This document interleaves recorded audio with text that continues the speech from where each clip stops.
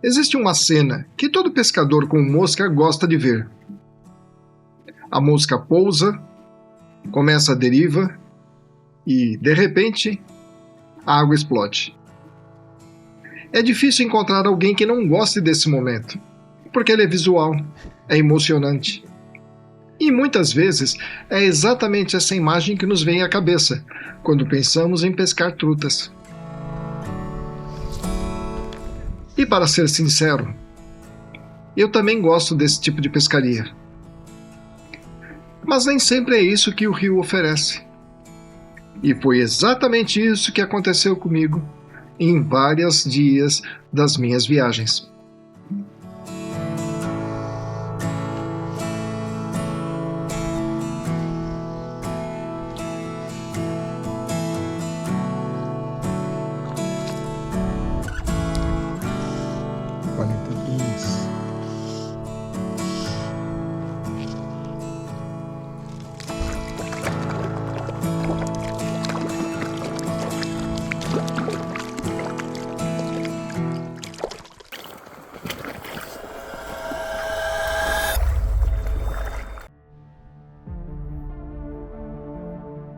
Estamos chegando perto de um outro ponto em que o guia quer que eu pesque no final dessas corredeiras aqui.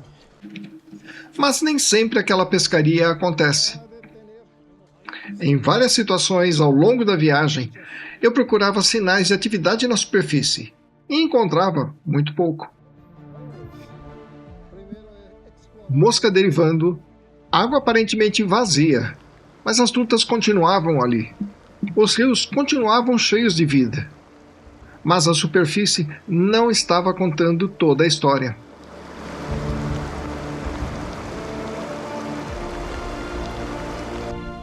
E quando isso acontece, o pescador tem duas opções: esperar que as condições mudem ou entender o que está acontecendo.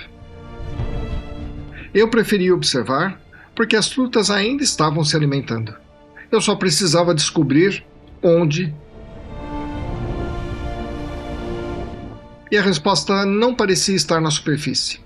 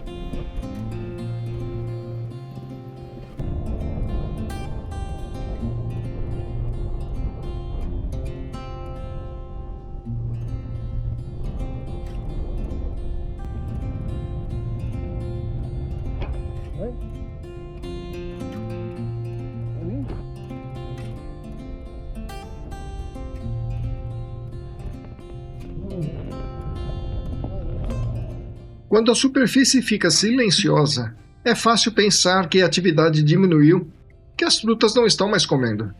Mas nem sempre é isso que acontece. Em vários momentos das minhas viagens, eu me peguei observando a água e tentando entender o que ela estava me mostrando. Porque os rios continuavam vivos, os insetos continuavam presentes e as trutas continuavam se alimentando. Só não parecia estar acontecendo onde eu conseguia enxergar. E foi aí que eu comecei a prestar mais atenção em outra camada d'água, aquela que normalmente passa despercebida. Porque nem tudo que importa acontece na superfície. E se a resposta estava em outra profundidade, eu precisava pescar essa profundidade também. Sim. Muito, por favor.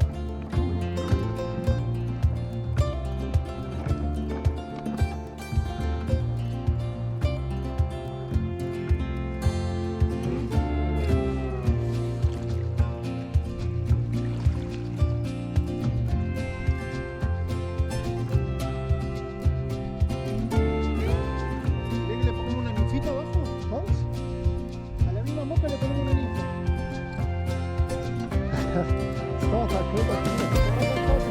Estão atacando aqui.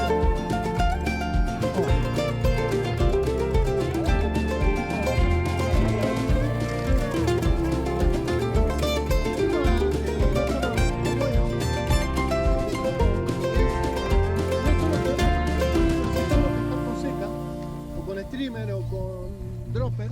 Não, A medida que uno va caminando el río y ve las diferentes posibilidades, então vas vamos trocando, ¿me cambiando. entendés? Sim, perfeito, vamos cambiando. Vamos cambiando. Não estão negativas. No las veo aquí, pero siempre Temos que ter uma possibilidade.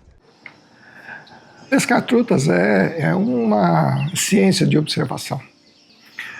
Quando a gente chega no ponto de pesca, seja num pequeno córrego ou num rio um pouco mais largo, ou mesmo num lago, a gente vai procurar entender como é que a truta está se comportando naquele dia, naquela hora. Porque muda. A partir da manhã ela pode se comportar de um jeito, a partir da tarde pode se comportar de outro. Então a gente procura observar quais são os movimentos, tanto de insetos como dos peixes. E a primeira coisa que a gente enxerga nos peixes é se eles estão comendo na superfície, porque daí eu vou buscá-los com mosca seca. Mas tem dias que isso não está acontecendo. Tem dias que elas não estão ativas na superfície, ou pelo menos muito menos ativas na superfície. Nesses dias, nós temos que buscá-la um pouco mais para baixo. E é a hora que eu vou pescar com ninfas, vários tipos de ninfas, vários tamanhos e cores, né, que ajudam a gente a identificar qual que é o padrão que a truta está comendo. Nesse caso eu posso pescar só com ninfa, ou então, do jeito que eu mais gosto, usar um indicador para ver se por a hora que ela pega a ninfa. Esse indicador pode ser uma simples boinha, aqui, né? Uma boia com uma ninfa, e este comprimento até a ninfa é o comprimento que o local exige. Ou então, o sistema que eu mais gosto é colocar uma mosca seca e uma ninfa logo abaixo. O comprimento desta parte do líder, do tippet, até a ninfa, vai depender da profundidade de onde a gente está. E é assim que a gente vai colocar, 30, 50, 1 metro e assim por diante. E no caso de pescar com uma mosca seca, eu prefiro usar esse sistema que dá um nó aqui na curvatura do anzol. É um jeito de fazer. Ele enrosca menos e é efetivo.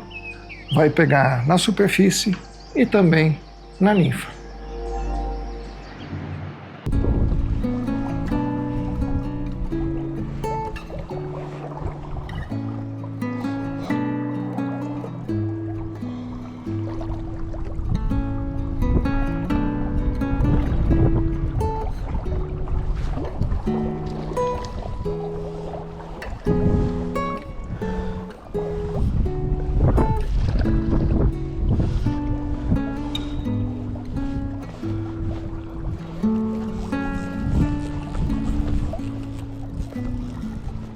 Eita!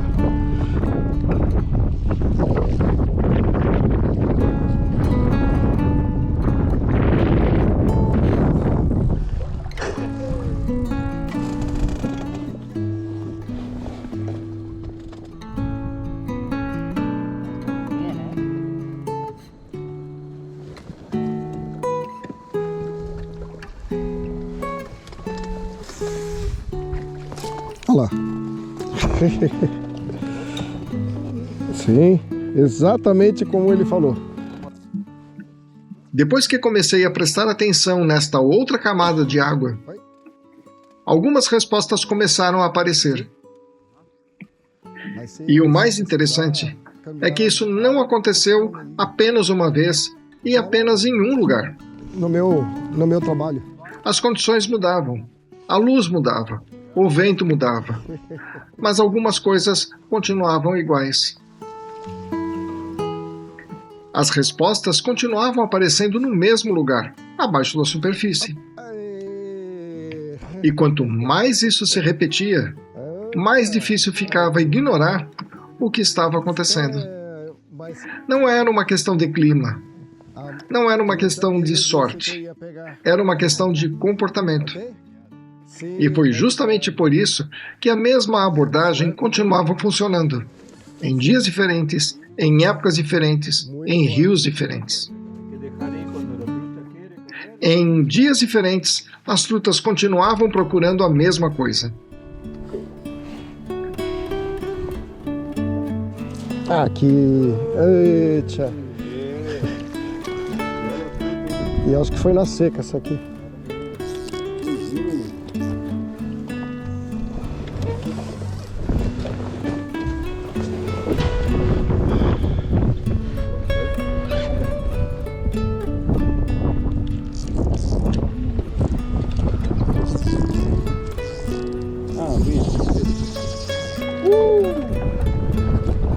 Linda.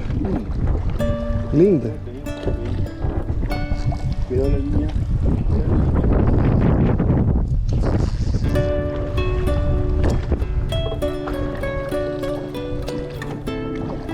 Se enganchou nas algas.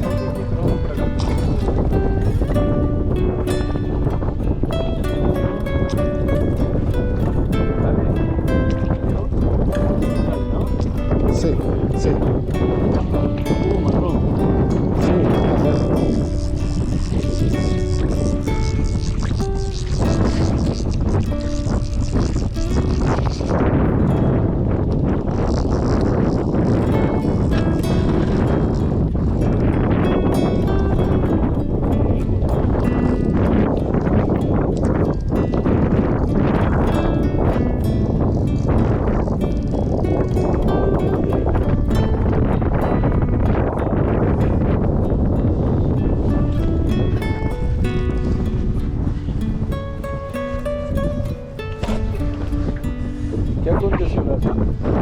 Se enganchou sei lá, um mato aqui, sei lá, um toco. Tem um negócio marrom aqui.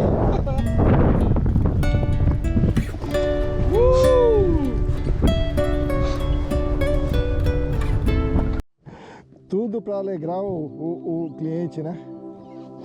No, ¿sabe qué? Nós aqui na Argentina, quando tem um pique verde, nós falamos, você perdeu a truta. Depois de algum tempo, você começa a perceber que a superfície mostra apenas uma parte da história. E talvez seja exatamente por isso que a leitura da água seja tão importante.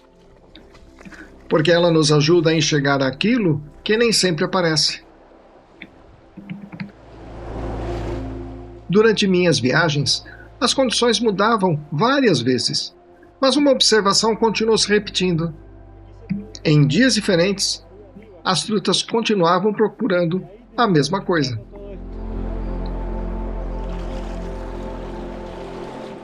Provavelmente, esta foi a parte mais importante do meu aprendizado nas minhas viagens de pesca às trutas na Patagônia. Nem toda pescaria acontece do jeito que você quer, nem toda pescaria acontece na superfície, comendo os insetos que você quer.